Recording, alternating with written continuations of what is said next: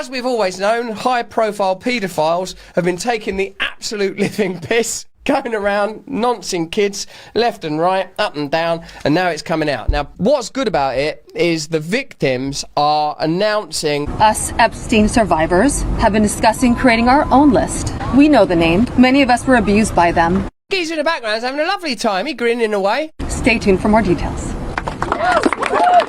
Get all of them. Don't partisan it. This could be a chance for us to come together as a planet and just celebrate the conviction of paedophiles from across the political spectrum. And I was not the only girl on that island. There was a constant stream of girls being raped over and over and over again. And yes, Ghislaine must die in prison because I've been in hell and back. Bloody hell, sounds pretty rough. Did she say hell or Hull? I've been in Hull. Given the choice, I'm going to take hell. Have you ever been to Hull? Charlie was seeing their dad at the weekend. He lives in Hull. Thomas Massey just saw the unredacted Epstein files and he says there are redactions on top of redactions. If you put a redaction on top of a redaction, that should be clarity, innit? Well, so they've redacted it. That means they've gotten rid of the word paedophile. But then on top of that redaction, they've done another one like, black, black, black, Johnny, black, black. There's big black... Don't start sentences like that, Thomas. ...screens of complete redactions. When you go in there and look on the computer, sometimes you lift off the black ink, and there's white ink redacting files. Russian dolls of redaction. Poor Thomas Massey. Let's get that black ink off of there. See, white ink? What's under that? Green ink? What's under that? Oh. I got through the page. And who's that in there? Epstein. Epstein, put that away. Now, those are 302 forms that come from the FBI.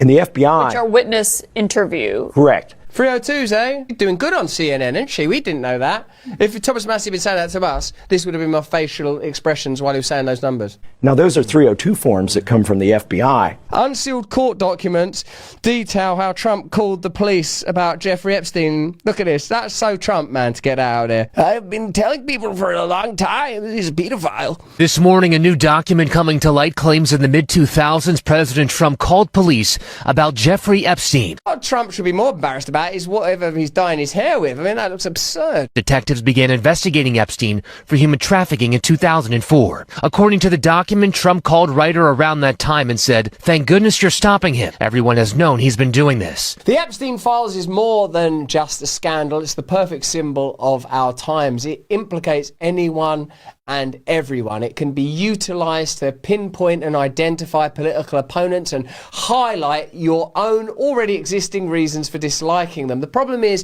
that the Epstein files are not partisan. The Epstein files seems to be a kind of ubiquitous and immersive mesh that could be cast over the entire elite class. Indeed, the elite class is itself defined by the kind of dark nefariousness that becomes clearer and clearer when you hear the actual testimony of victims. When you hear adult women talking about the abuse they endured on that island, it becomes clear that it's not just a way of legitimising your dislike for, e.g., Bill Gates, he went there, or Trump, he's in those files. No, it's an indication that power itself, as they always have told us, is corrupt, and absolute power corrupts absolutely. And beyond that, it seems that the power that we had always been taught to assume was just territorial and financial, likely has a dark occultist aspect to it that we're just beginning to understand now.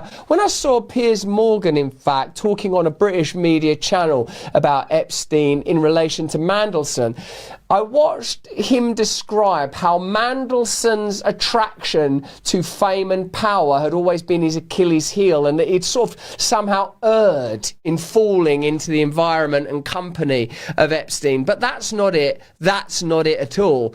Mandelson is part of it. Mandelson's not like a nice guy who got swept up in Epstein-orama. And Mandelson might be a nice guy, who knows, who can possibly say. But Mandelson is part of those sets of power. It's not like, oh, he was such a nice guy and he fell in with the wrong crowd, like there's some kids sniffing glue down at the shops. The Epstein files is the centre and hub of dark global power. It's a window, at least, into that hub. And people whose names feature in it ought to be investigated, and the phenomena itself must be understood. This is the central point of the Epstein files.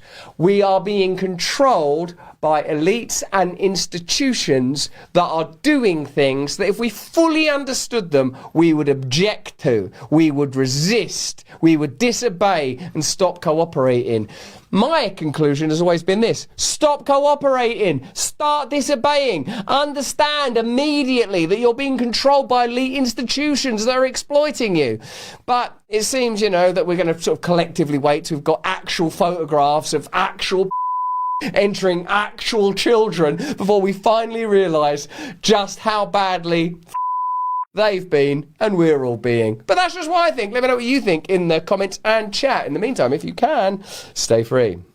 Censorship is back and it's happening everywhere. Platforms are controlling the narratives and pushing the stuff they want us to see. We've got to fight back. Rumble is the only company that stood the test of time and they deserve our support. On one side, Rumble is challenging big tech censorship, and now on the other side, they've introduced something that will give us protection from big banks shutting us off. Banks can cancel our accounts, freeze our cards. So that's why we've launched Rumble Wallet. A wallet no one can cancel, and a wallet that supporters can use to instantly tip creators like old Russ without any middlemen taking cuts. You can buy and save digital assets like Bitcoin and Tether Gold in one place. Tether Gold is real gold on the blockchain with ownership of physical gold bars. I like the sound of that. It's not only a wallet to buy and save, it also allows you to support your favourite creators by easily tipping them with a click of a button. There'll be no fees when you tip my channel or others, and we actually receive the tip instantly, unlike other platforms where we have to wait for payouts. Support my show and other creators by clicking the tip button on my Rumble channel. It's wallet.rumble.com.